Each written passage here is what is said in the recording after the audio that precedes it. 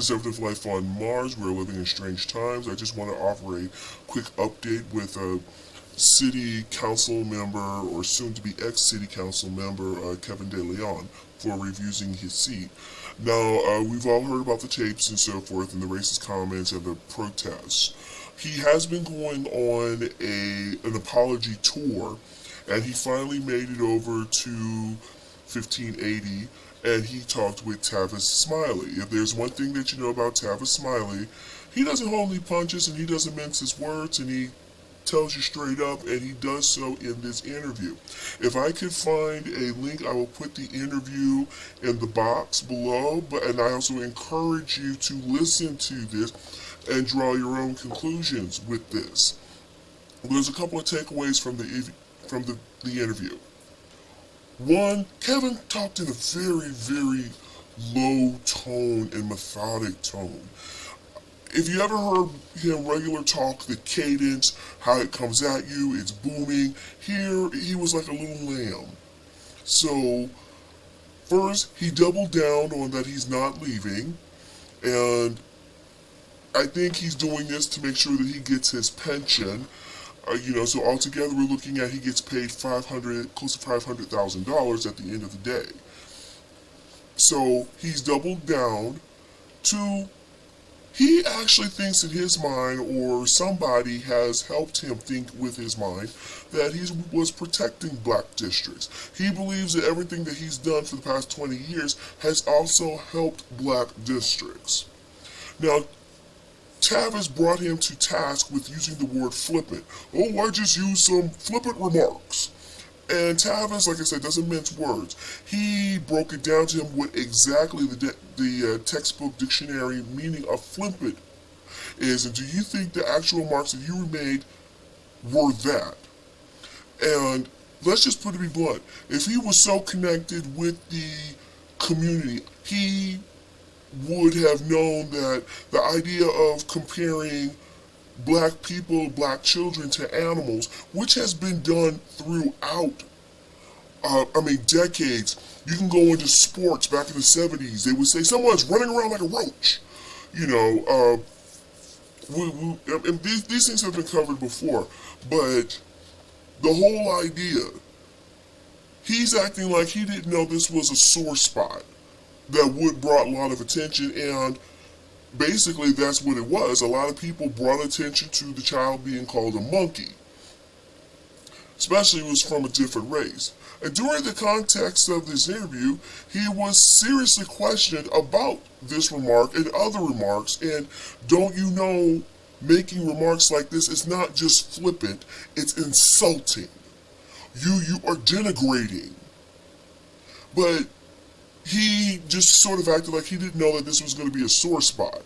Now, I'm sure we can all come up with nice, cute names to call his race that he would not find too polite either. So, that just doesn't jive with me with him. Okay, he mentioned that he was on a moral obligation to his constituents. For the record, District 14, like I mentioned, is heavily Hispanic. So, consistently throughout his whole apology tour, he's always said he wants to be beholden to his constituents. So we already know he's not talking about African Americans. And if he truly wants to atone for his actions, like he says he does, then he would face the folks that he deeply offended and not just constituents. Perhaps have a town hall and fill up that auditorium and just have him sit there and take everything that's shot at them, just like how they did at City Hall, and what's continuing to happen at City Hall, I should say. He said it took him so long to come to the black community because he felt so much shame, and that was the reason why. Now keep in mind here, this interview that he just did with Tavis Smiley, which was the longest interview that he did, was the 8th. So that 1 through 7 was Spanish language, English language, and then he sort of got around to talking to somebody in the black community. I want you to notice that this is a common theme when it comes to Hispanics when they're trying to, in politics. Because I remember this when Vera Lugosa came in. He went all the way, and he was a part of District 14 too. He talked to everybody and their mama. But when it came down to the runoff between him and Kenneth Hahn, suddenly he found the map to the black community and went to the barbershops and talked. And I'm sure someone told him he had to go to the barbershops and talk to us, and talk to the man folk and these things. So this does not surprise me. This does not... He's not fooling nobody with this mess. He's not. He does believe Latino votes are represented, and black votes are underrepresented. And Tavis took him to task with this, that don't you realize that if it was not for black folks, the Voting Rights Act, and I think another Civil Rights Act, you all wouldn't even be voting in City Hall right now. It was black folks that had that litigation happen, and everybody else came in around that. And he acted like, really? Oh, well, I didn't know it.